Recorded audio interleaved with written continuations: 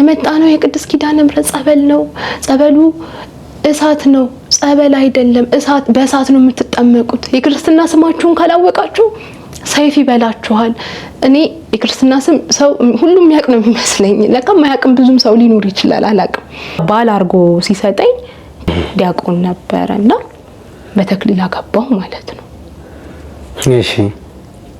ከዛ በተክሊል ሳገባ ማደሪያ ማጣት ማለት ለሴት ልጅ በጣም ከባድ ነው አይደለ? እንዴት ያዕቆብ ድንጋይ ተንተርሶ ያያትን መሰላል አወካት። ያዕቆብ መላእክቶች ሲወጡባት ሲወርዱባት በጣም በሚገርም ነጭ፣ እኔ ነጭነቱን አልገልጾም። ኪያ ከይራያ ወአዛን ለመንኩትም በቃ ወይ ካገባው በተክሊል ነው፣ ካላገባሁኝ ግን በምንኩስና ህይወት አብቃኝ። በቃ እቺን ግን አደራ ሁሌ እላለሁኝ። መላእክቶችን ነው የማየው። ሚካኤል፣ ገብርኤል፣ ሩፋኤል፣ ራጉኤል እንዲህ የሚያጠምቁት እነዚህ እንደዚህ የሚይዙን በእነሱ ተመስለውኝ ይመሰሉኛልና ይሄ መጀመሪያ የሌለው መጨረሻ የሌለው ጨለማ፣ በቃ ጨለማ ማለት ነው። በቃ ጥቅጥቅ ያለ ጨለማ። ይሄ አሁን እኛ ያለን ጨለማ እንደውም ምን እንጃ፣ ግን ጨለማ ውስጥ በቃ የሚያስፈራ ጨለማ ማለት ነው። ፍጡነ ረድኤት ሩፀተ ነፋስ አውሎ ለዘይጼዋ ከበተወክሎ ጊዮርጊስ ቅረብ ለምሕረት ወለተሳ በስመ አብ ወወልድ ወመንፈስ ቅዱስ አሐዱ አምላክ አሜን። ሰላም በሀገር ውስጥና ከሀገር ውጭ የምትገኙ ውድ ኦርቶዶክሳውያን እንደምን አላችሁ? እንኳን ለእናታችን ለእመቤታችን ለቅድስተ ቅዱሳን ለንጽሕተ ንጹሐን ለድንግል ማርያም የልደት በዓል ለልደታ ማርያም በሰላም አደረሰን አደረሳችሁ። አምላክን በድንግልና ጸንሳ በድንግልና የወለደች እናታችን እመቤታችን ቅድስት ድንግል ማርያም ግንቦት 1 ቀን ከእናቷ ከሐና ከአባቷ ከኢያቄም የተወለደችበት ዕለት ልደታ ለማርያም ነውና በዓሉ እንግዲህ በኢትዮጵያ ኦርቶዶክስ ተዋሕዶ ቤተክርስቲያን በተለያዩ ገዳማትና አድባራት እንዲሁም የእመቤታችን የቅድስት ድንግል ማርያም ልደታ ማርያም ቤተክርስቲያኗ ባለበት ቦታ ሁሉ ተከብሮ ውሏል። ይህ በረከት በሀገር ውስጥም ከሀገር ውጭም ላላችሁ ኦርቶዶክሳውያን ለሁላችን ነውና እንኳን በድጋሚ አደረሳችሁ ማለት እፈልጋለሁ። ግንቦት 9 መነሻ፣ ግንቦት 18 መመለሻ ወይም እንደ አውሮፓውያን አቆጣጠር ሜይ 17 መነሻ፣ ሜይ 26 መመለሻ ወደ ታምረኛው ደብረ መንክራት አሸዋ ማዶ በርሜል ቅዱስ ጊዮርጊስ ኤልሻዳይ በጎ አድራጎትና መንፈሳዊ የጉዞ ማህበር ጉዞ አዘጋጅቷል። መዝገባችን እስከ ሐሙስ ድረስ ይቀጥላል። በዚህ ባሉን ውስን ቀናቶች እየመጣችሁ እንድትመዘገቡ መንፈሳዊ ጥሪያችንን በቅድሚያ ማስተላለፍ እንፈልጋለን። የበርሜል ቅዱስ ጊዮርጊስን ድንቅ ታምራት ልትመሰክር የመጣች አንድ እንግዳ አለች። በቀጥታ ወደ እንግዳዬ ነው የምወስዳችሁ። እህታችን ከኔም ከናንተም ጋር አብራ ቆይታ ታደርጋለች። እስከ መጨረሻው ድረስ ከኛ ጋር ሁኑ። በቀጥታ ወደ እህታችን ጥሬና ክብረሽ ስቱዲዮ ድረስ ስለመጣሽ ከልብ አድርጌ አመሰግናለሁ። እንኳን ደህና መጣሽ። እንኳን ደህና ቆየኸኝ ላይ እንኳን ለእናታችን ለእመቤታችን ለቅድስት ድንግል ማርያም ዓመታዊ ክብረ በዓል ለልደታ ማርያም በሰላም አደረሰሽ። እንኳን አብሮ አደረሰን። እስቲ ለአድማጭ ተመልካቾቻችን ስምሽን አስተዋውቂልን። ከዛ በኋላ ደግሞ ወደ ምስክርነቱ እንሄዳለን። እሺ፣ ስሜ መሰረት አበባየሁ ይባላል። ያው የምኖረው አዲስ አበባ ነው። መልካም መሰረት፣ እንግዲህ በድጋሚ እንኳን በሰላም መጣሽ እያልኩኝ ምን ይዘሽልን መጣሽ ዛሬ? እስቲ መሰረት ማናት? ውልደትሽ፣ እድገትሽ፣ የህይወት ታሪክና ተሞክሮ ለሰዎች እንደው ለአድማጭ ተመልካቾች አስተማሪ ነገርም ካለሽ እስቲ ከዚህ እንጀምር። መሰረት ማናት ከሚለው አዲስ አበባ በስሙ ፒያሳ ወይም ደግሞ ሀብተ ጊዮርጊስ ድልድይ የሚባል አካባቢ ነው ተወልጄ ያደግኩት። ያው ቤተሰቦቼም ሆነ እስከ ልጅነት እስከማስታውሰው ድረስ በእስልምና ሃይማኖት ውስጥ ነበረ የቆየሁት እና ሁሉም ቤተሰቦቼ የእስልምና እምነት ተከታዮች ናቸው። በዛን ሁኔታ እኔም አድጌ ያለሁኝ እዛ ቤተሰብ ውስጥ። እንዳጋጣሚ ያው አያቴ ነበረች የምታሳድገኝ። አያቴ እስከ 12 ዓመት ካሳደገችኝ በኋላ አረፈች። የመሰረት ህይወት ከ12 ዓመቷ በኋላ ነው ህይወቷ የሚጀምረው ማለት ነው።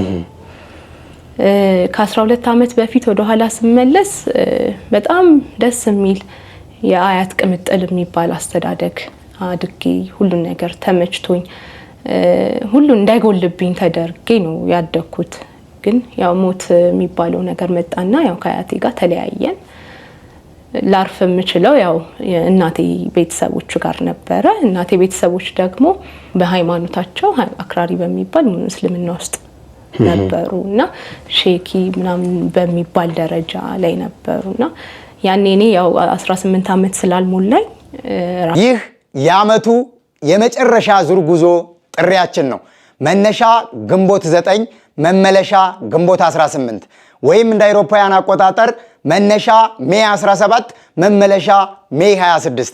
በዚህ የበረከት ጉዞ ላይ ሁላችሁም ተገኝታችሁ የቅዱስ ጊዮርጊስና የቅድስት ኪዳነ ምሕረትን በረከትና ቃል ኪዳን አግኝታችሁ እንድትመለሱ መንፈሳዊ ጥሪያችንን እናስተላልፋለን። ለመመዝገብ ከታች በሚቀመጡላችሁ ስልክ ቁጥሮች እየደወላችሁ መመዝገብ ትችላላችሁ።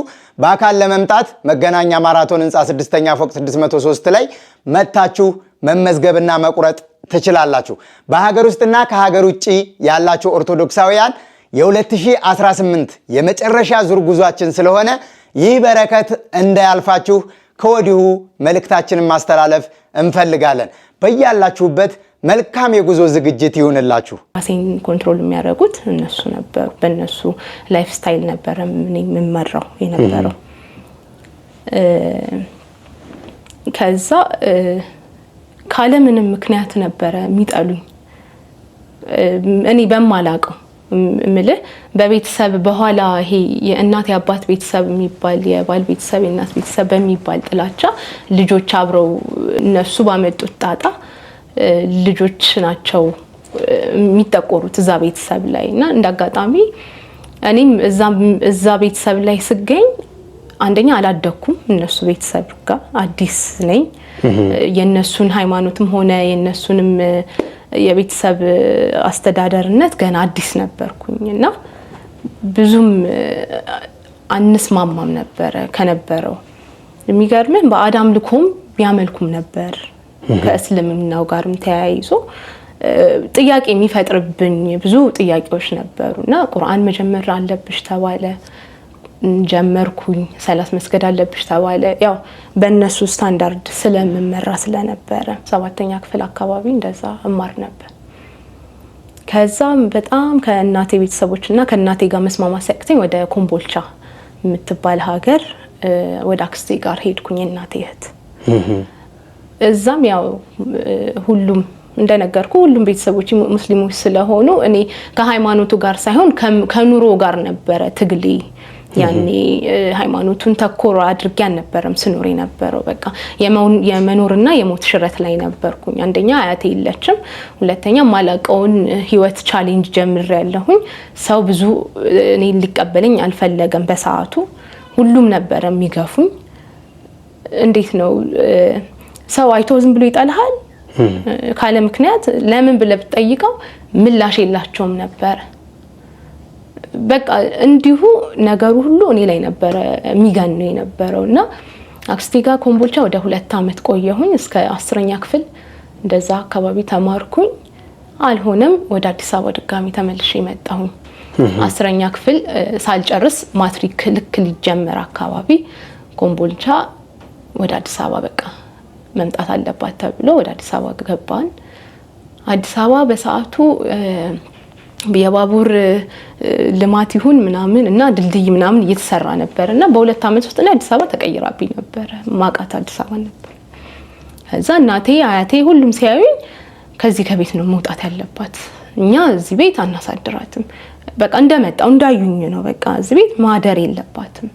ሀገሩን አላቀውም፣ ወዴት እንደሚሄድ አላቀውም። በጣም ሄዴክ ነበረ ሞመንቱ። ያኔ ማለት አይረሳህም፣ ህይወትህን ለመናገር አትረሳውም። ፊሊንግ ስላለው እያንዳንዱ ነገር ይሰማህ ነበርና ጎረቤት ነበረ በጣም ለምነው፣ እንዴት አንቺስ ልጅሽ አይደለች ወይ? ባታሳድጊያትም እኮ ልጅሽ ናት ምልህ። እናቴ ጋር አብረን ስላላደግን እኔ አያቴ ጋር ስላደግኩኝ ያን ያክል ፍቅር የለንም። በቃ እንደማንኛውም ልጅ ነው የምንተያየው። እሷም እንደ እኔም ማያትም እንደ እናት ያው ስላላደግኩኝ እኔም የእናትነት ፍቅር አልነበረኝም። በእውነቱ አንቺን ያሳደጉሽ የእናትሽ እናት ናቸው የአባትሽ እናት ናቸው? አያትሽ? የአባቴ እናት። ችግሩ የአባቴ እናትና የእናቴ ቤተሰቦች ግጭት ላይ ነበሩ። በዛ መሀል ነው አያቴ ያረፈችው። አያቴ ስታርፍ እኔን ማን ኃላፊነት ይውሰድ? ስለዚህ መሄድ የነበረብኝ ወደ እናት ቤተሰቦቼ ወይም ወደ እናቴ ጋር ነበረ መሄድ የነበረብኝ። ከዛ እንዴት ቢያንስ እንኳን ስራ እንኳን መፈለግም ካለባትም እዚህ ቤት ተቀምጣ ነው መፈለግ ያለባት። አለበለዚያ እንዴት ነው መደፈርም አለ። እንዴት ነው ከዚህ አዲስ አበባን ገና አላወቀችውም ብለው ጎረቤቶች በጣም ተማጸኗቸው። ከዛ በቃ ጠዋት ወጣ ማታ ትግባ፣ እኛ ልናያት አንፈልግም፣ አያቴ ናት በቃ የእናቴም አባት የእናቷም እሷም ተደርባ። ከዛ የሚገርምህ ኒው ኢራን ትምህርት ቤት ካወቀው ኒው ኢራ ፒያሳ አሁን የመንግስት ሆኗል፣ የህዝብ ትምህርት ቤት ሆኗል። እዛ ነበር የምንማረው። በሰዓቱ የሀብታም ትምህርት ቤት ምናምን የሚባል በሰዓቱ በጣም የግል ትምህርት ቤት የተባለ ምናምን፣ ካጠገቡ ደግሞ ቤተልሔም ትምህርት ቤት የሚባል ትምህርት ቤት ነበረ እና የአክስቴ ልጅ ናት ቤተልሔም ትምህርት። እንግዲህ ያኔ ኒው ኢራ እና ቤተልሔም በጣም የምንፎካከር ተማሪዎች ነበርን ከትምህርት ቤቱ ጋር እና ቤተልሔም ትምህርት ቤት ትማር ስለነበረ እዛ ክበብ መስተንግዶ ልጠይቅልሽ ትለኛለች። እንግዲህ ያኔ 15 ዓመቴ እንደዛ አካባቢ በጣም ትንሽ ልጅ ነበርኩኝ። ከዛ ጠየቀችልኝ። ባለቤቷም የክበቡ የትምህርት ቤት ባለቤቷ የክበቡ ባለቤት ችግር የለም ትምጣ ብላ ተቀበለች። ስታይን ትንሽ ልጅ ነኝ በጣም ምን ትችያለሽ ምን ስራ ትችያለሽ አለችኝ። በቃ ስታይን በጣም ትንሽ ነኝ ምን ትችያለሽ እኔ ይሁን ችግር የለውም ስንት ልክፈልሽ ስትለኝ በነፃ አልኳት። በቃ እኔ እዛ ቤት ከመቀመጥና ከመውጣት ቢያንስ እንኳን ጠዋት ወጥቼ ማታ ምገባበትን ነበር ቦታ ሳመቻቼ ነበረው። ከዛ 300 ብር ልክፈልሽ አለችኝ። ችግር የለውም አልኳት። ስራ ጀመርኩኝ። በቃ ራሴን ጠዋት 12 ሰዓት ወጣለሁ፣ ማታ 2 ተኩል ነው የምገባው ለመተኛት ብቻ። አስቤዛ ምግብ ምናምን የለም። በቃ አያዩኝም፣ አንተያይም፣ አንድ ክፍል ነው። ግን ጠዋት ነው የምወጣው፣ ማታ ነው የምገባው እነሱ ሲተኙ። በቃ ይሄ እንዴት ነው በቃ ማትተያየው ቤተሰብ። ከዛ ሳምንት እንደሰራሁኝ አካባቢ ነው ያባቴ ነፍሱን ይማረው እሱ እውነቱ ቦታ ሄዷል። ግን እኛ አንቺን እንደ እንትን እዚህ ቃሉ መግለጽ አልፈልግም፣ አንቺን እንደ እንትን እዚህ መጠበቅኛ የለብንም። በጊዜ የምትለቅሽ ከሆነ በጊዜ አለበለዚያ ልብስሽን ይዘሽ እሷ ጋር ተጠቅልለሽ ኑሪ ምናምን ነገርኳት ሄጄ። ከዛ 12 ሰዓት ገባለሁ፣ 12 ሰዓት መልቀቅ ጀመረች። እሷም በጣም ትረዳኝ ነበረ እና በጣም ዝምታ በዛ ነበረ። ብዙ ጊዜ ዲፕሬሽን በጣም ውስጤ ስለነበረ ዝምታን በጣም አበዛ ነበረ። ከዛ 12 ሰዓት መምጣት ጀመርኩኝ። ሳይመሽ በጊዜ ገባለሁ። በሶስተኛው ቀን ሻንጣዬን ተገልብጦ በኩርቱ ፌስታል ልብሴ ተገልብጦ በር ላይ ነው የጠበቀኝ። ቤቱ ተቆልፎ ስገባ ፌስታል አለ። ሳይ የኔ ልብሶች ናቸው። ሳንኳኳ አይከፈትም። በጣም ሳንኳኳ የሚገርም እኔ ብቻ አይደለሁም ከእናት ከአባቴ የምትወለድ አንድ ልጅ አለች፣ እህቴ ናት። እሷም ከነሱ ጋር ነው አብራ የምትኖረው። እሷ ከፈተችልኝና ለምን ልብስ ይወጣ ምናምን ስላት እኛ አይደለንም እነሱ ናቸው። ያው እነሱም ልጆች ስለነበሩ መናገር ማዘዝ እንደፈለጉ መሆን አይችሉም። ከዛ ምንም አላልኩም። ይዤው ገባው። መሽቶ ስለነበረ ይዤው ገባሁኝ። ካሳ ታውቃለህ ይሄ የለስላሳ ምናምን ምተኛባት ፍራሽ ምናምን ብድግ ብላለች የለችም ምናምን በቃ ሁሉም አጠፋፍተዋል ምናምን በቃ የሆነ እንደሌለሁኝ በቃ ሰው የለም ነው ሁኔታው። ከዛ ካሳው ላይ ነው ቁጭ ብዬ ያችን ሌሊት አልረሳትም ያሳለፍኩት። ቁጭ ብዬ አለፈ። ፌስታሌን ይዤ ወደ መሰራበት ቦታ ሄድኩኝ ማለት ነው። ከዛ በቃ እነሱ ስላልፈለጉኝ ለተወሰነ ጊዜ ወይ አንቺ ጋር ልረፍ አለበለዛም ሰው ቤት ቃል ቀጠር አልኳት። በጣም አዘነች፣ በጣም አለቀሰች። በጣም በቃ አሁንም ድረስ አስባት እሷ ከእግዚአብሔር የተሰጠችኝ ሰው ነበረች። ከዛ በቃ እስከ ጊዜ እስከሚያልፍ እኔ ጋር ትሆኛለሽ። ወደ ቤተል አካባቢ እህቷ ቤት ነበራት፣ ክፍል ነበራት። እዛ ሆንኩኝ። ከቤተል እየተመላለስኩኝ ፒያሳ እሰራለሁ። በዛ መሃል ጠራቻቸው። ማለት እቺ ልጅ እኔ 8-7 ወር ሆነ ከሷ ጋር ስሰራና ምንም ነገር አታይብኝም። ይሄ አሁን ሰው አንተን ለመጥላት ምክንያት ሊፈልግ ይችላል፣ ልታስቀይመውም ይገባል። እንዲህ ነው ማለት አላየ እንዲህ ስላደረገኝ፣ እንዲህ ስላጠፋ፣ እንዲህ ስለማይሰማ እንደዚህ ሰው ግን ካለ ምክንያት አይጣላም። ጠራቻቸው። ምን ሆናችሁ ነው? ለምን እቺ ልጅ እኔ ጋር እየሰራች ነው፣ ግን ምንም እስካሁን ድረስ ያየሁባት ነገር የለም። በምን ኃጢያቷን እንደዚህ በልጅነቷ እንደምታሰቃዩ በቃ እንደያሻት ያሻት፣ እኛ አያገባንም፣ ስለሷ አትጠይቂን፣ እኛም አንመልስልሽ አለቻት አያቴ። ከዛ በጣም ተበሳጭታ ምናምን እንትን አለች። እንዳጋጣሚ ፈጣሪ ረድቶኝ እዛው የምሰራበት ቦታ የስራ እድገት ወደ ሌላ ድርጅት የስራ እድገት ተሰጠኝ ማለት ነው። በሌላ በኩል እኔ ከምሰራበት ቦታ ወደ ቦሌ አካባቢ የሚከፈለኝ ያኔ 300 ብር ነበር። የ2500 ብር ያኔ በሰዓቱ ውድ ነበረ።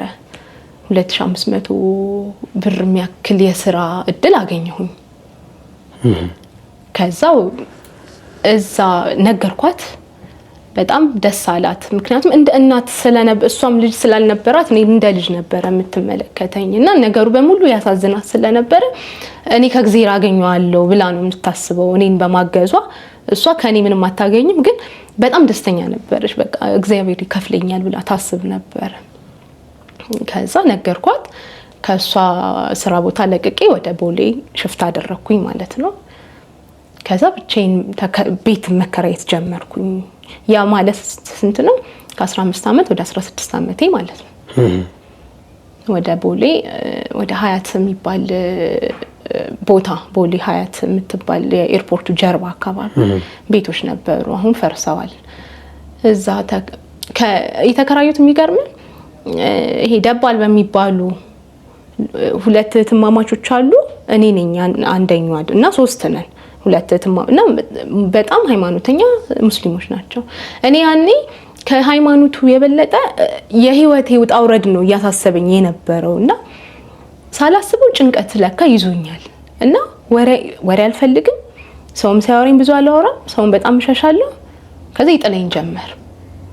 ስራውን እንደጀመርኩኝ አካባቢ የስራው የካምፓኒው ባለቤት ማናጀሩ ነበረ እኔን ያስገባኝ። እንዳጋጣሚ ሆኖ እየሰራው ራሴን ስቼ ወድቃለሁ። ያነሱኛል፣ በጣም ያንቀጠቅጠኛል፣ በጣም ብዙ ነገር። ከዛ አወሊያ የሚባል ወደ አስኮ አካባቢ የሚቀራበት ቦታ ነበረና እዛ ወሰዱኝ። ምንም ነገር የለም። ተመለስኩኝ። በቃ ማናጀሩ እግዚአብሔር ይስጠው 15 ቀን ወደ ወር እረፍ ያለኝ። ምንም ሳልሰራ እኮ ነው፣ ግን ይከፈለኝ ነበረ። በቃ እረፊ፣ ስታገግሚ ትገቢያለሽ ምናምን አለኝ። እሺ ብዬ ራሴን ማስታመም ጀመርኩኝ። እንደዛም ሆኖ እንትን አይልም። በቃ ራሴን ባጅ ተደርጎልኝ ነበረ የምንቀሳቀሰው። 2 ጊዜ ከሲኖ ትራክ አምልጫለሁኝ። ስታክ አደርግ ነበረ እየሄድኩኝ። በቃ መደንዘዝ እንዴት ነው? በቃ ደነዝዛለሁ። በቃ ሁሉ ነገር ወደ ረሳው ነበረ። እየተፈጠረው ይረሳኛል። ያለሁበት እየኖርኩ ያለሁት ረሳው ነበረ።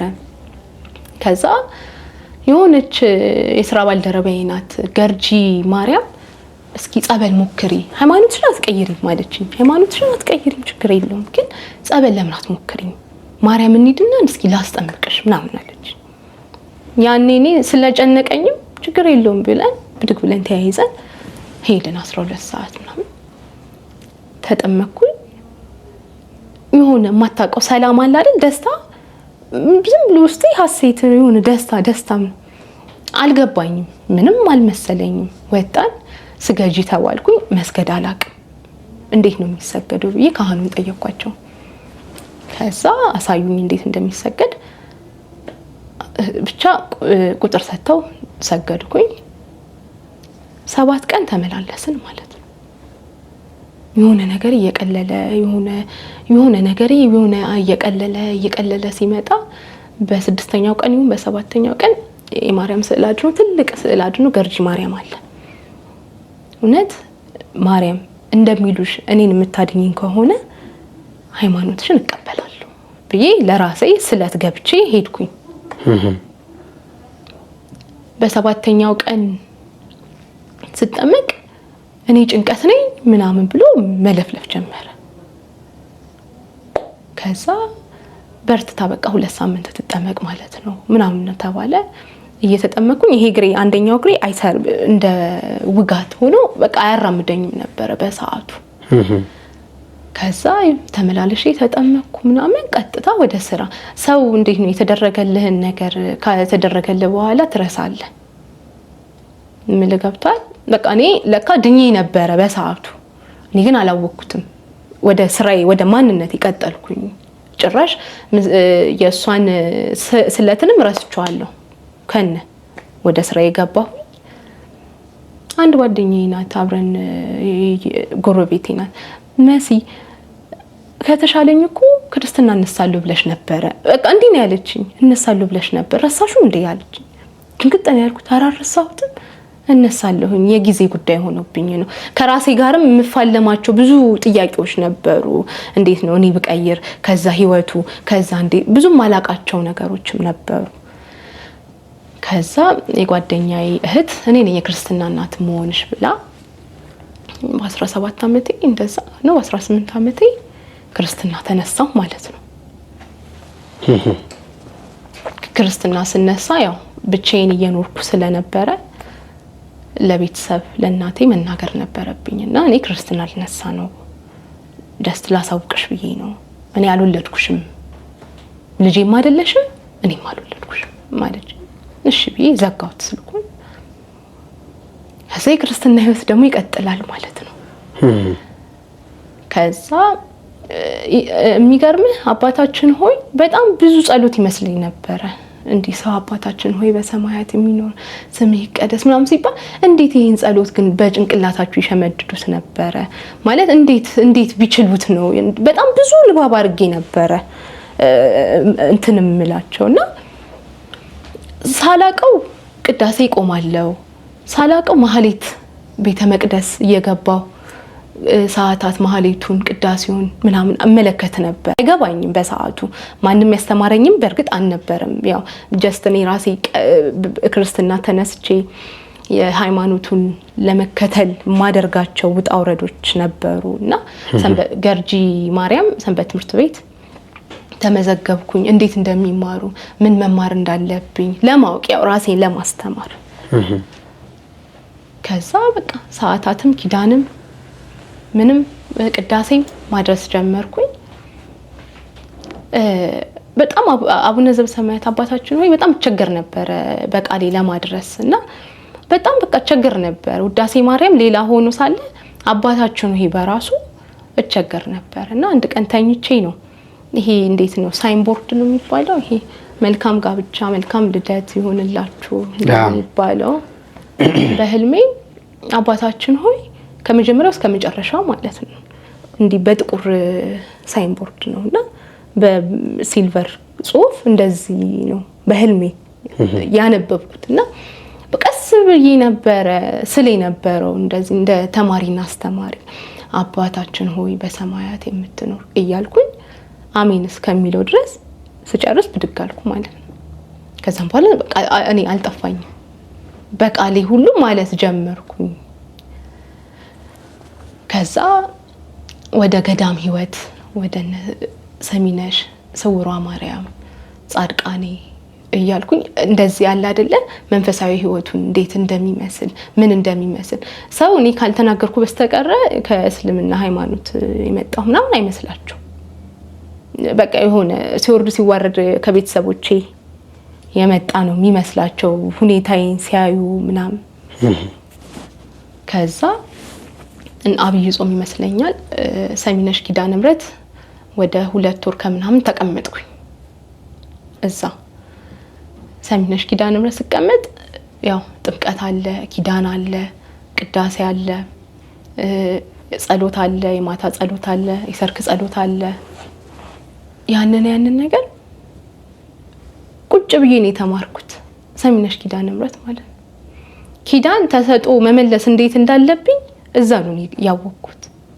ቅዳሴ ተሰጦ እንዴት መመለስ እንዳለብኝ እኔ ሰንበት ትምህርት ቤት ወይም ሰው አይደለም ያስተማረኝ፣ ሰሚነሽ ኪዳነ ምህረት እዛ ነው የተማርኩት። በቃ ተሰጦ እንዴት መመለስ እንዳለብኝ፣ ኪዳን እንዴት መመለስ እንዳለብን፣ ኢቭን ከሰዓታቱ ጋር እንዴት አብሬ መቀጠል እንዳለብኝ፣ ኢቭን ወረቡና አመላለሱ ጽፋቱ እንዴት መመለስ እንዳለብኝ ሰሚነሽ ኪዳነ ምህረት ነበር ያወቅኩት ማለት ነው። ትንሽ ሐሳቡንና እምነቱን ልምዱን ይዤ ወደዚህ መጣው ማለት ነው። ከዛ የስራሽስ ሁኔታ አቋርጠሽው ነው ሄርሽው? አቋርጬው እንዳጋጣሚ ሆኖ ስራዬን እየሰራ ወደ 3 አመት ከምናምን ሰራሁኝ። ከዛ ወደ ሌላ ስራ ደግሞ ሽፍታ እድገት በእድገት እግዚአብሔር አንዳንዴ ሲባርክ ስለተማርክም ስላልተማርክም አይደለም። እግዚአብሔር በሚባርክ ይባርካል። መስራት እንዴት እንዳለብህ እሱ ራሱ ያውቃል። እንዴት መኖር እንዳለብህ እኔ የምፈልገው ትምህርት እና ተምሬ መሆን የነበረብኝ ደረጃና እየሰራሁበት ያለው ደረጃ አሁን ላይ እኩል ነው። የሆነ ለሰው ትንሽ ግር ይላል፣ ግን የምፈልገው የሆነው ስራ አሁን ላይ የምሰራው ያኔ ስሰራበት የነበረው የስራ እና የኔ ማንነት እዛ ላይ ነበር የተገነባው። ከዛ በኋላ ነው ስራውን ረፍት ወሰድኩኝ ወደ ሰሚነሽ ኪዳነ ምህረት የሄድኩት ማለት ነው። ከዛ እንዳጋጣሚ ከቤተሰቦቼ ጋር ወደ ስንት አመት ልበለ 6 አመት ነው ወደ 8 አመት አካባቢ ከማንም ቤተሰብ ጋር ተገናኝቼ አላቅም። ምክንያቱም ያልፈለጉኝ ቤተሰቦች ስለማይፈልጉኝ ነው። በቃ የኔ ህይወት እዛ አያቴ ጋር አብሮ ተቆፍሮ ተቀብሯል። ማንም የሚፈልገኝ ሰው የለም ብዬ ስለማስብም ስለነበረ ቤተሰቦችስ ምናምን ሲሉኝ ኢቭን የአዲስ አበባ ልጅም አዲስ አበባ ተወልጄም እንዳደኩም ምንም ማንም የሚያውቅ የለም። ህይወቴም ያን ያክል ግልጽ የሆነ ህይወት የለኝም። እንደዚህ ነው እምለው ስለሌለ ማወራውም ነገርም ስላልነበረ በቃ ጀስት እየሰራው ነው ምግባባለሁ። ግን በቃ ከቤተሰብ ጋር ነው የምኖረው ነው ሁሉም የሚያውቀው። ግን እኔ ብቻዬን ነው እስከ 25 እንደዛ አካባቢ እድሜ ብቻዬን ነበር የምኖረውና ብዙ ጊዜ አንዳንዴ ቤተሰብ ሲኖር መከታ ጋሻ የምታደርገው ቤተሰብ አለ የምትደገፈው ከኋላ። እኔ ግን ማንም አልነበረኝም በሰዓት ማንም ማለት ነው በሰዓቱ ማንም በቃ ይሄ ነው ኢቭን እሳትና ውሃውን ለይቶ የሚያሳየኝ ሰው አልነበረም። ማደሪያ ያጣሁባቸውን ሰዓቶች ሳስታውሰው እስካሁን እንደ ግርሳት ያንገበግቡኛል። ማደሪያ ማጣት ማለት ለሴት ልጅ በጣም ከባድ ነው አይደለ? እንዴት ወንድ ልጅም የሆነ ቦታም ቤተክርስቲያንም ተጠግቶ ሊሆን ይችላል፣ የሆነ በረንዳ ላይም ሊተኛም ይችላል። ሴት ልጅ ግን እንደዛ ሆና መተኛት አትችልም። ምክንያቱም ብዙ ችግሮች የምትጋለጥባቸው ቦታዎች ክፍት ናቸው። ከዛ ሰሚነሽ ኪዳነ ምህረት ሄድኩኝ። እዛ ሁሉን ነገር አስተካክዬ መጣሁ።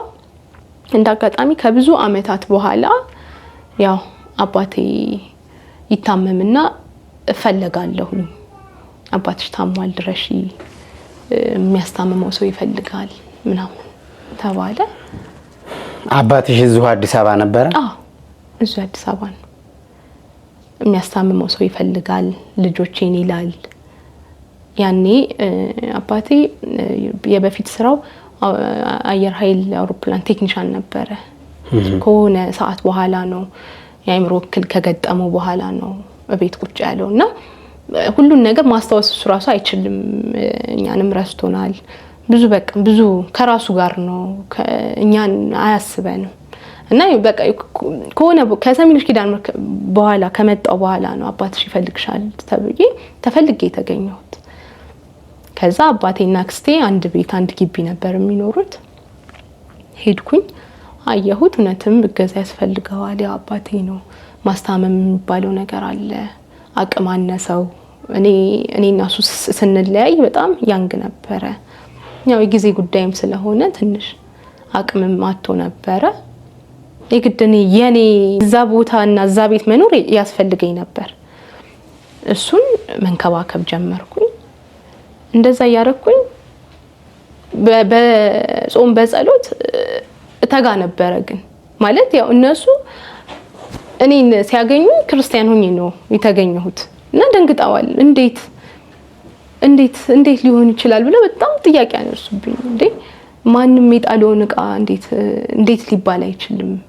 ምክንያቱም በራሴ ህይወት እንደወስን የፈቀዳችሁልኝ የኔን ህይወት እዚህ ደረጃ የመድረስ ህይወት ሁላችሁም ተጠያቂዎች ነበራችሁ። እኔ አንድ ነገር ብሆን ኖሮ እናንተ እኔን አታገኙኝም ነበረ።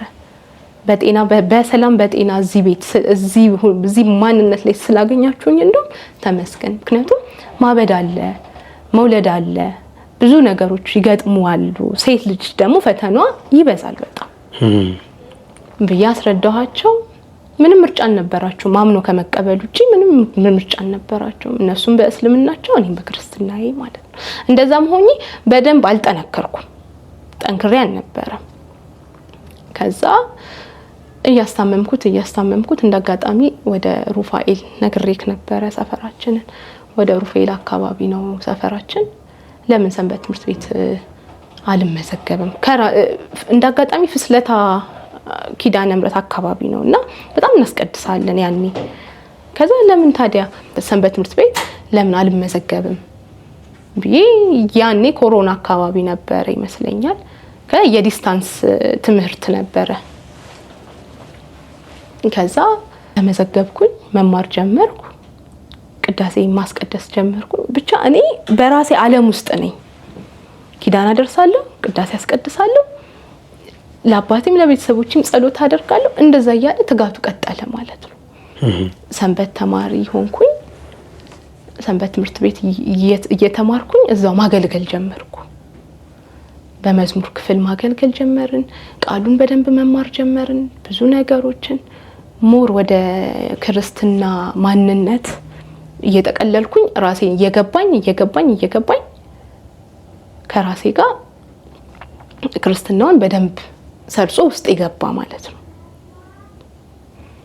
ይሄንን ይመስላል የክርስትና ህይወት አጀማመሬና ጉዞዬ። በዚህ መሃል እኔ ሃይማኖቴ ብቻ ሳይሆን እምነት ማመኔ ብቻ ነበር ለካ ይሄ ይደረግልኛል፣ አዎ አምናለሁ የሚባለው ላይ ነበርኩኝ። በቃ እኔ ይደረግልኛል አምናለሁ። በቃ ይሄ እምነት እንዴት ነው? ምን ስታደርግ የሆነ ነገር ይደረግልኛል ብለህ የምታምንበት ጊዜ አልነበር? በቃ እንደዛ ነበር። እኔ በቃ በጣም በድፍረት እሄዳለሁ፣ ገዳማት እሄዳለሁ፣ ብዙ ነገር አደርጋለሁ። ለአባቴ ሄጄ ዝቋላ ገዳም ሄጄ ጸበል ምናምን አመጣለታለሁ። ግን አያምኑበትም እነሱ። ምክንያቱም ያው አንተ የማታምንበትን ነገር ሰው ዝም ብለህ እንትን ቀለል አድርገህ ነው የምታስበው። ከዛ ወደ 2014 አካባቢ እኔ ከማግባት በፊት ምንኩስና ህይወት እመኝ ነበር። እንደዚህ ትዳር ስጠኝ ብዬ በ23 ዓመቴ እንደማገባ አውቅ ነበር። ዳይሪ ላይ ጽፍ ነበር። በ23 ዓመቴ ባገባ በ24 ዓመቴ በወል እንደዚህ ከዛ የምፈልገውን ደግሞ የባል ማንነት ፈርሃ እግዚአብሔር መሆን አለበት እንደዚህ ብዬ ጽፌ ሰንጄ አስቀምጣቸው። በቃ ማስቀምጠው ፋይሎች አሉ። አንድ ጊዜ አምጥቼ ደግሞ አነብና ኮኔክት ሚለኝ ነገር ካለ ነው ከነገሮቼ ላይ ማስተያየውና በቃ እንደው አምላኬ ሆይ እኔ ካገባው በተክሊል ነው ማግባት የምፈልገው፣ ካላገባው ግን ለምንኩስና ህይወት አብቃኝ እለው ነበር ሁሌ ማለት ነውና ትዳር ካልሰጠኸኝ ብዬ በትዳር ምናምን ካልባረከኝ ምናምን ብዬ አይደለም። በቃ ሁለት መንገድ ነው የምሰጠውም እየለመንኩትም። በቃ ወይ ካገባው በተክሊል ነው፣ ካላገባው ግን በምንኩስና ህይወት አብቃኝ። በቃ እቺን ግን አደራ ሁሌ እላለሁኝ። ከዛ እንዳልኩትም እኔ ካሰብኩት ውጪ ካሰብኩት ስልን እኔ በተክሊል ማግባቱን ብቻ ነበር የእግዚአብሔርን ትእዛዝና መንገድ ለመከተል ስላሰብኩና ስላመንኩ ነበር ይሄንን ስለ ነበረው። ባል አርጎ ሲሰጠኝ ዲያቆን ነበርና በተክሊል አገባሁ ማለት ነው። እሺ። ከዛ በተክሊል ሳገባ ብዙ ሰዎች የሚመስላቸው እኔን ቀይሮ ምናምን ያው እሱ ከኔ የሚሻል ስለሆነ እምነት የሚሻል ስለሆነ ሃይማኖትን በጥልቀት ስለሚያውቀው ይመስላችሁ ነበር። ግን እኔ መጀመሪያ ራሴን ገንብቼው ነበር። በሃይማኖቱም ከማግባቴም 2-3 አመት በፊት ነበር ሚስጥራትን እንካፈል የነበረው ለግሌ በቃ አይደል በቃ እንደ ሁኔታዬ ግን እንደ መነኩሴ ነው። በቃ የሆነ አላስጨንቅም። በመጣበት ሰዓት ማግባት ካለብኝ አገባለሁ፣ ከሌለ ባልም ከሌለ ግን ወደ ምንኩስና ህይወት መንገዴም እንደዛ ነበር በቃ ሁኔታዬ። ከዛ አገባሁኝ።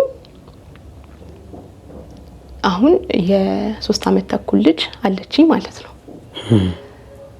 እንደዛ ያለ ነው ህይወቴ። ያው አሁንም ቢሆን ብዙ ነገሮች ካገባሁም በኋላ ብዙ የሃይማኖት ትምህርቶችም ሆነ ግዕዝም ቋንቋም ሆነ ብዙ ነገሮች ያስተምረኛልም ብዙ ነገሮችም ለመማርም ዝግጁ ነኝ። ብዙ ነገሮችን ስማር እሱን ነው የምጠይቀው፣ ሌላ ማንም የለማ። ምክንያቱም ቤተክርስቲያን አስተማረችንን ቤት መጥቼ ከሱ ጋር ነው ዲስከስ የምናደርገው። የመጽሐፍ ቅዱስ ታይም አለን፣ የጸሎት ጊዜ አለን፣ ሚስጥራትን እንካፈላለን አብረን ሄደን እና እሱ ራሱ ይገርመዋል።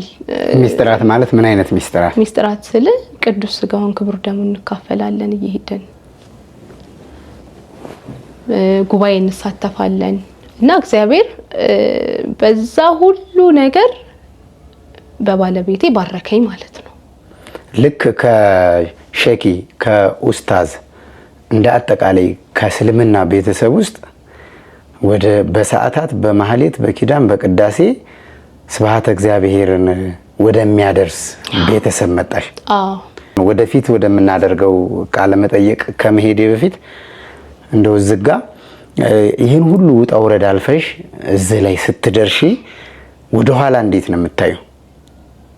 ምን ይሰማሻል? አሁን እናትሽ በህይወት አሉ ወይ? እነዛ ቤተሰቦች አሁን ያለሽበትን ደረጃ ያውቃሉ ወይ? ያው አዲስ አበባ ላይ ተወልደሽ ስታድጊ የምታውቂው ነገር የለም። ያው የቤተሰብን ፍቅር እዚሁ ነው። ወደ ገጠር ሄጄ ወደ ሌላ ሄጄ አገኛለሁ የምትዩ ነገር የለም እና አሁንም ደግሞ እዚሁ አዲስ አበባ ላይ ነው ያለሽውና አሁን ያለሽበት ሁኔታ ማለት እነሱ በዚህ ሁኔታ ሲያውቁ በምን አይነት ያላችሁት ከቤተሰብ እስከ አንድ አጠቃላይ? የሚገርምህ ያለ ነው ተከባብረን ይሄ የኔም ሃይማኖትን ጠብቀው የነሱንም ሃይማኖት ጠብቀን በዓል ሲሆን እንሄዳለን። እነሱ ጋር ሄደን ጠይቀናቸው ደስ ብሏቸው ተጫውተን ምናምን የምንመለስባቸው ብዙ በዓላቶች አሉ። ምንም ሊያደርጉት አይችሉም። እኔ እነሱ እንኳን ገፉኝ ሁሉ ብዬ አመሰግናቸዋለሁ።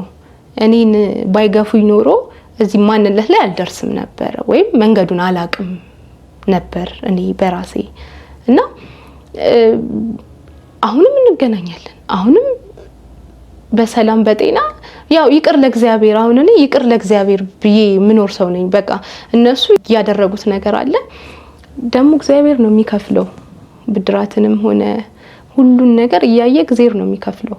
እግዚአብሔር ክሶኛል። እኔ ያገኘሁትን ደስታና በረከት ጸጋ እኔ እንዳገኘሁት ማንም አላገኝም ብዬ አስባለሁ እና ሁሉ እግዚአብሔርን አመሰግነዋለሁ። ግን ዛሬ ላይ ሆነሽ ስታስቢ የቤተሰብ መግፋት የቤተሰብ ጥላቻ እግዚአብሔር ለዚህ ዓላማ ስላጨኝ ነው የሚል እምነት የለሽ? አዎ ከንክርዳዱ ለቅሞ እኔን እንዳወጣኝ በጣም ነው ማምነው። እንደተመረጥኩኝ ነው የሚሰማኝ። ደሞም ነው ስለተመረጥኩኝም ነው።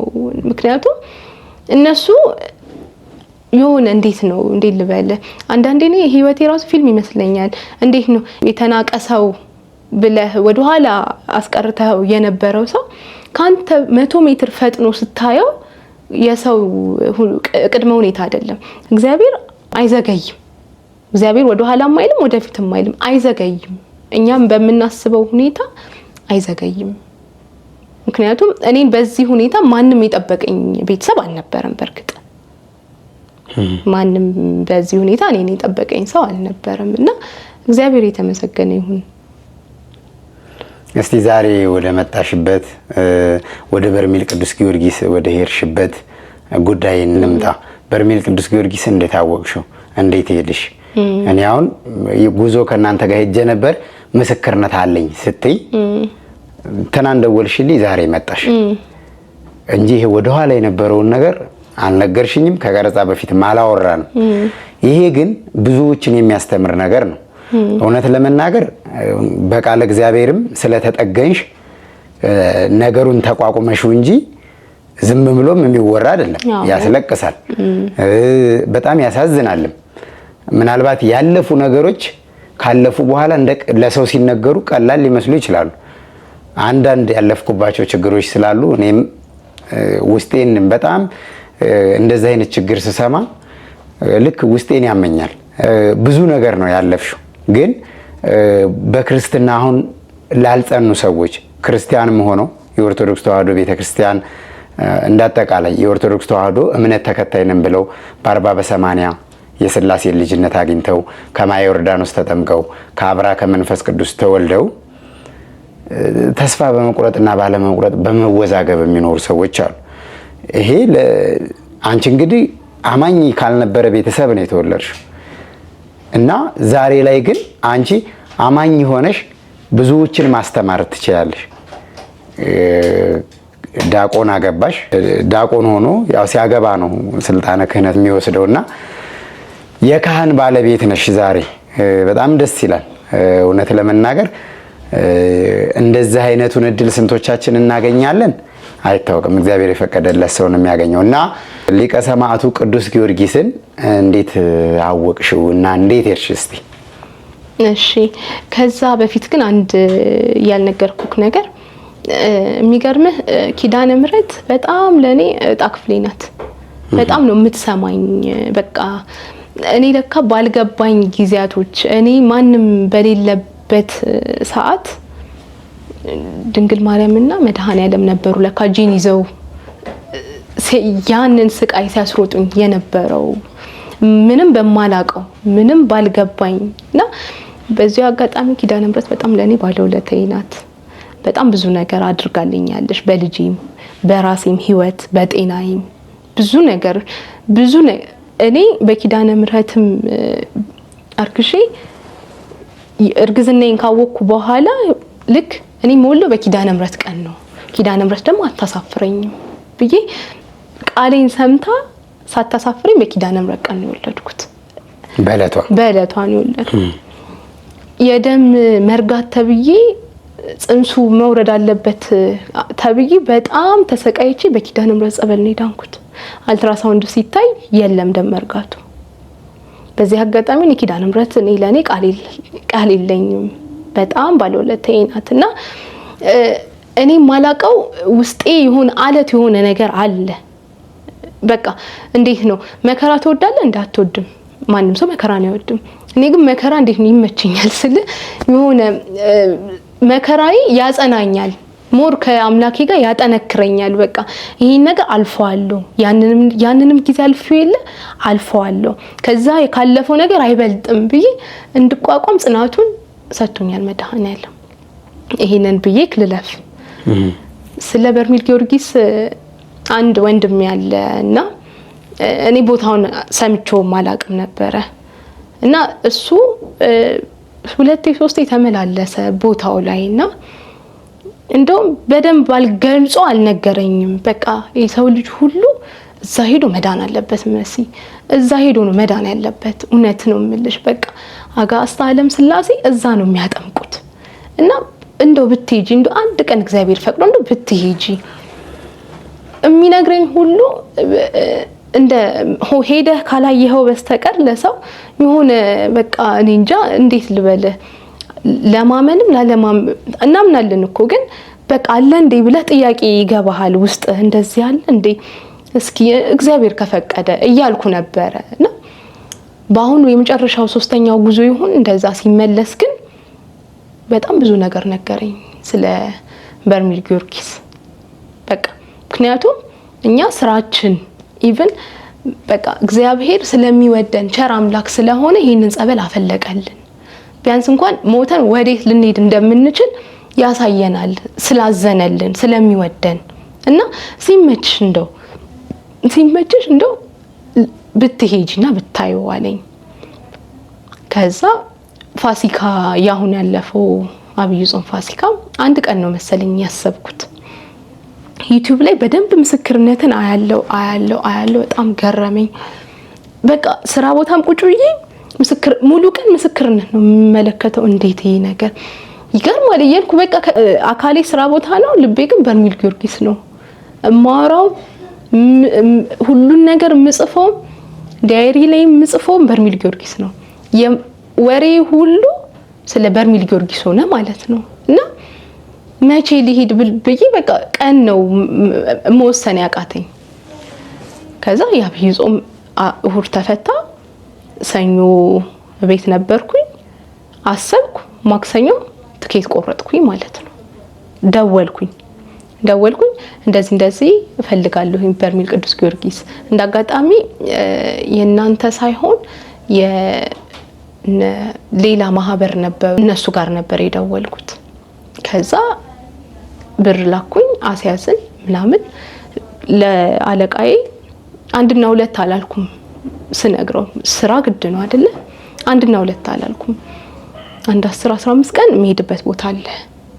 እሱም ለስጋዬ ሳይሆን ለነፍሴ የምድንበት ቦታ ነው። ስለዚህ ከጠበቀኝ ይጠብቀኝ፣ ካልጠበቀኝ ግን ሰው ፈልግ በቃ አልኩት። አንድ ቀን ነው እንዲህ ያልኩት።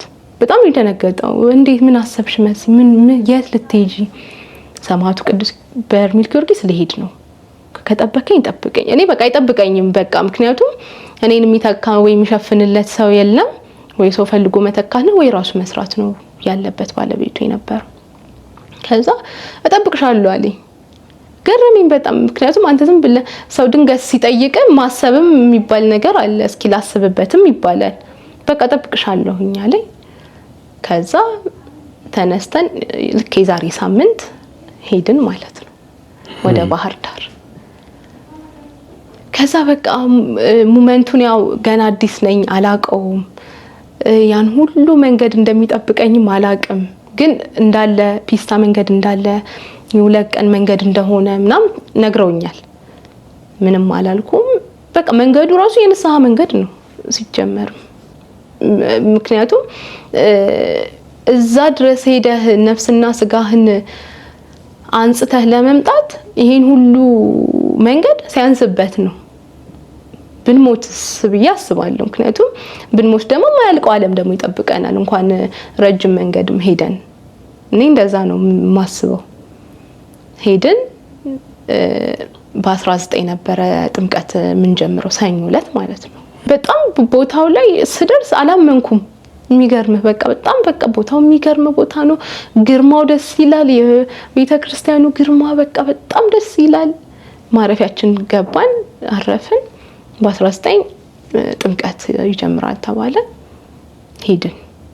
ከሄድን በኋላ ያው ሞመንቱን ስለማላቀው ያው ማታቀውን ነገር እንዴት ወይ አትፈራም ወይ ትፈራለህ፣ ከሁለት አንዱ ነው። ወይ ትደነግጣለህ። በቃ ተምታታሁኝ። ቦታው ራሱ በቃ ግርማው ስለሚያስፈራ የሆነ በቃ ልቤም ይመታል በጣም። እኔም ተጨነኩኝ። ታሰርን። ይሄ ፈረስ ድምጽ አለ አይደለ? በቃ ድምጹ ይሰማል። በቃ በጣም ሲጮህ በቃ ይሄ በቃ እንዴት ልበል፣ በጣም ከባድ ነው። የመጀመሪያ ቀን ስጠመቅ ብርሃንና ጨለማ መካከል ውስጥ ነኝ ያለሁት። በቃ ይታየኛል። በቃ ብርሃንና ጨለማ ውስጥ ነበርኩኝ። ወዲያውኑ ተመለስኩኝ። ከዛ ከባድ ራስ ምታት፣ በቃ ከባድ ራስ ምታት፣ በቃ ይሄ ራሴ ልገልጸው ማልችለው ራስ ምታት ወሰዱኝ።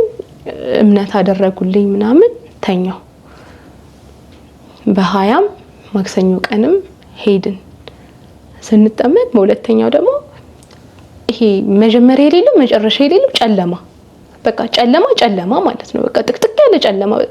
ይሄ አሁን እኛ ያለን ጨለማ እንደው ምን እንጃ፣ ግን ጨለማ ውስጥ በቃ የሚያስፈራ ጨለማ ማለት ነው። አሁንም ተመለስኩኝ። በ21 በጣም በቃ አለቀስኩኝ። ምን አርጌ ነው በደሌ ምን ቢሆን ነው ጨለማ ውስጥ የገባሁት? በቃ ይቅርበይኝ ድንግል ማርያም። በ21 ነበረ ይቅርበይኝ ድንግል ማርያም ብዬ ተማጽኛት ገባሁ። መጀመሪያ ያለው ምለ ሰማዩ እንዲቀርቦኝ ማለት ነው። እንዴት ነው ያዕቆብ ድንጋይ ተንተርሶ ያያትን መሰላል አወካት?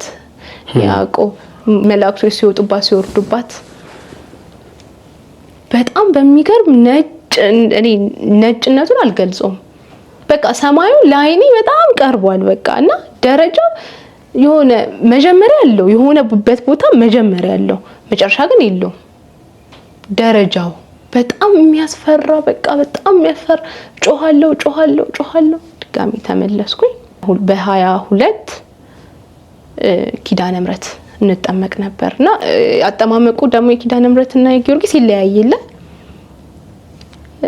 ታሰርኩኝ።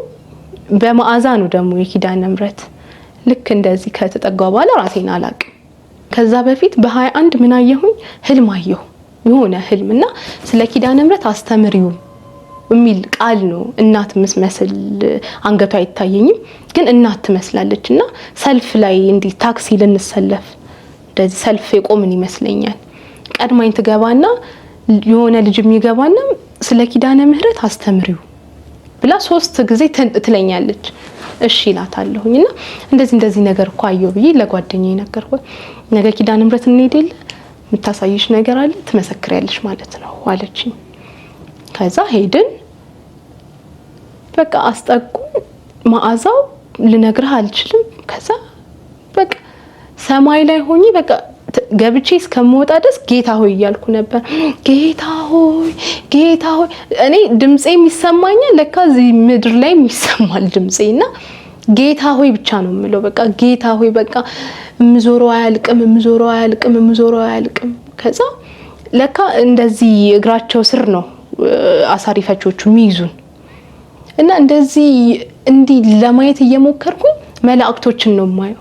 ሚካኤል፣ ገብርኤል፣ ሩፋኤል፣ ራጉኤል እንዲህ የሚያጠምቁት እነዚህ እንደዚህ የሚይዙን በእነሱ ተመስለውኝ ይመሰሉኛልና የክርስትና ስምሽን ብሎ በጣም ያስጨንቀኛል። የክርስትና ስም ተናገር የክርስትና ስም። ከዛ ክብረ ድንግል ስል ጸበሉና እንደዚህ እያደረገ ነበር አቆሙ። ከዛ ከተፈታውኝ በኋላ በጆሬ መስክሪ ይለኛልና ከኔ ቁጥጥር ውጪ ነው ነገሩ። እኔ ይሄ አንተ አሁን ዝም ለማለት ስትፈልግ ዝም ትላለህ። ሳትል ስትቀር እንዴት ነው እንደ ተንቀሳቃሽ ነገር ስትሆን የመጣ ነው። የቅድስት ኪዳነ ምሕረት ጸበል ነው። ጸበሉ እሳት ነው፣ ጸበል አይደለም። በእሳት ነው የምትጠመቁት። የክርስትና ስማችሁን ካላወቃችሁ ሰይፍ ይበላችኋል። እኔ የክርስትና ስም ሰው ሁሉም ያቅ ነው የሚመስለኝ። ለካ ማያቅም ብዙም ሰው ሊኖር ይችላል፣ አላቅም። ሰይፍ ይበላችኋል፣ እሳት ይበላችኋል። እነዚህ የቆሙት እነዚህ አሳሪ ፈጆች መላእክቶች ናቸው ብዬ በጣም ከኔ ቁጥጥር ውጪ ስወጣ ወንዶቹ ተሰልፈዋል እንደዚህና ትዝ አለኝ። ያ ሰልፍ በህልሜ ያየው ሰልፍ ነው ትዝ ያለኝ። ከዛ ግን መስክሪ ይለኛል ጆሮዬ ውስጥ። በቃ መስክሪ በቃ ከኔ ቁጥጥር ውጪ ነው። የክርስትና ስማችሁን የማታውቁ ሰይፍ ይበላችኋል። ማንም ሰው ዕውቀት አለኝ ብሎ ገንዘብ አለኝ ብሎ ጌታ ሆይም ብላችሁ ካላወቃችሁ ሰይፍ ይበላችሁ። ከጌታ በቀር ሌላ ማንም አምላክ የለም እያልኩኝ ማውራት ጀመርኩኝ፣ መመስከር ጀመርኩኝ። ከዛ በቃ ከብዙ ምስክርነት በኋላ ነው ወደ ራሴ ቀስ በቀስ እየተመለስኩኝ የነበረው። ከዛ እግዚአብሔር ይመስገን በ22 ነበረ። በ23 ደግሞ የዓመቱ ነበር ጊዮርጊስ። እኔም የተወለድኩት በጊዮርጊስ ቀን ነው፣ በ23 ነው። ክርስትናም የተነሳሁት ገርጂ ጊዮርጊስ ነው። እና ስገባ እሱ ነው ትዝ ያለኝ።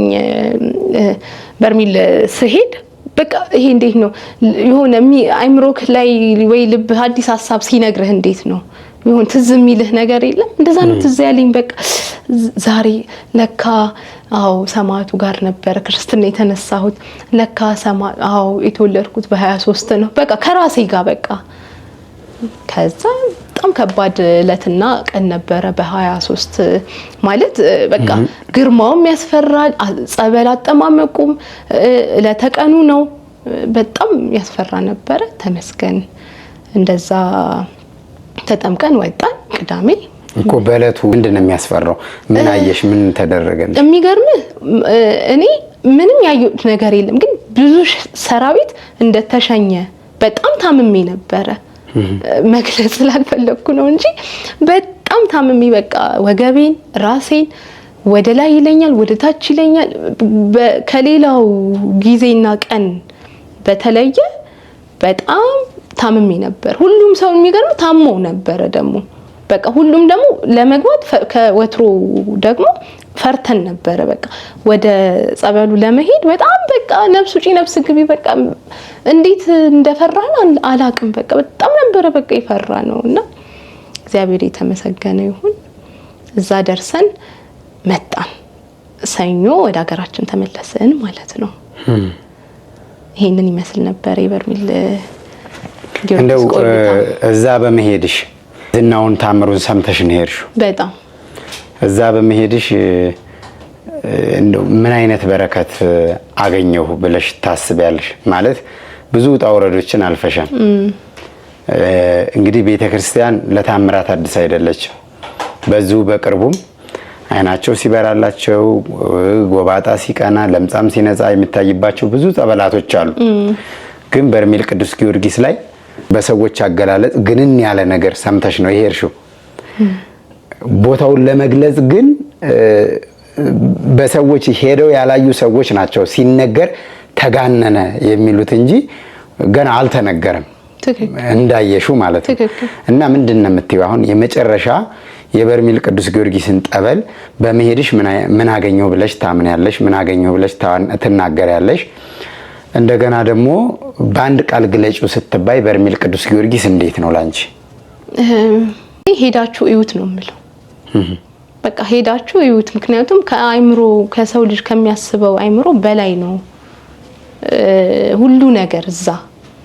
በቃ የሆነ ትንቢትም አትለው ትንግርትም አትለው ሰው ከሚያስበው በላይ ነው እና ሁሉም ሰው ሄዶ መዳን ያለበት ቦታ ነው በርሜል ጊዮርጊስ። በጣም በቃ እኔ እግዚአብሔር አምላክ በጣም ስለሚወደን ቻይ ጌታ አልፋና ኦሜጋ ስለሆነ ነው ይሄንን ጸበል ያፈለቀልን ለኛ። ምክንያቱም በጣም ኃጢአት በበዛበት ምድር ላይ ይሄንን ጸበል ማፍለቅ እንዴት ነው ተአምር ነው ለኔ። ምክንያቱም እንዴት ልበልህ ስንሞት አሁን እኔ አሁን ሞትን አልፈራም ነበር። ምክንያቱም ንስሐ ገብቼ ክብር ደሙን ተቀብዬ ከዛ በኋላ ስሞት በቃ ንስሐ እስከገባንና ሚስጥራትን እስከተካፈልን ድረስ ራሳችንን የመንግስት ሰማያት አድርገን ነው የምናስበው ሁላችንም። ግን አይደለም ስራችን ነው። በቃ እኔ እግዚአብሔር ስራን ነው የሚመለከተው። በቃ ስራና ስራን ነው በቃ የሚያየው ሌላ አይደለም። ምክንያቱም ስራ አርነት ያወጣል። ስራችን ነው እግዚአብሔር የሚመለከተውና በርሜል ቅዱስ ጊዮርጊስ በቃ በአሁኑ ዘመን የመጣ ለኛ ለዚህ ትውልድ የመጣ መዳኛ ስፍራ ቦታ ነው። በተለይ በአሁን ጄኔሬሽን ላይ ላለ ነው። ምክንያቱም በቃ ሁሉ ነገር ከንቱ እንደሆነ ነው የምታየው። ሁሉ ነገር ከንቱና ከንቱ እንደሆነ ነው በቃ መጽሐፍም ላይ የሚለው ሁሉም ነገር ከፀሐይ በታች ምንም አዲስ ነገር የለም፣ የከንቱ ከንቱ ነው። በቃ ለአሁኑ ትውልድ የሚጠቅመው ነገር ሁሉ ነገር ከንቱ ነው። ነፍሳችን እኛ አካላችን ሰውነታችን ወይም ኪሳችን ከደለበ በኋላ የምናገኘው ደስታና ነፍሳችን አብባ ወይም ነፍሳችን ጥሩ ሆና የምናገኘው እርካታ ይለያያል።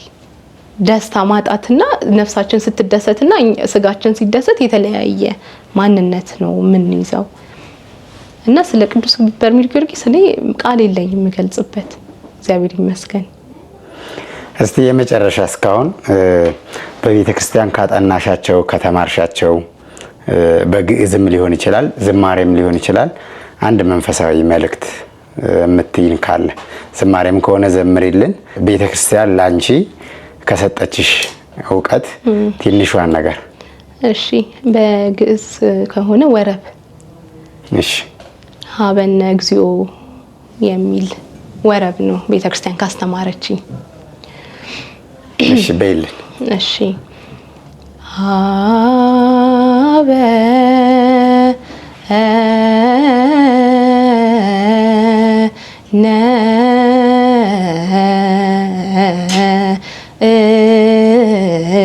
እግዚኦ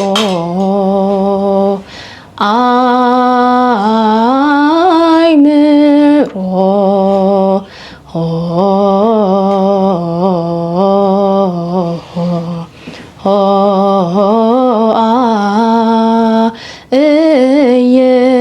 እየንተ አእምሮ ወትረ ኪያከ ይራያ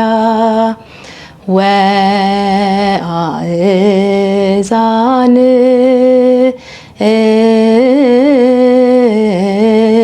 ነሂ ቃለ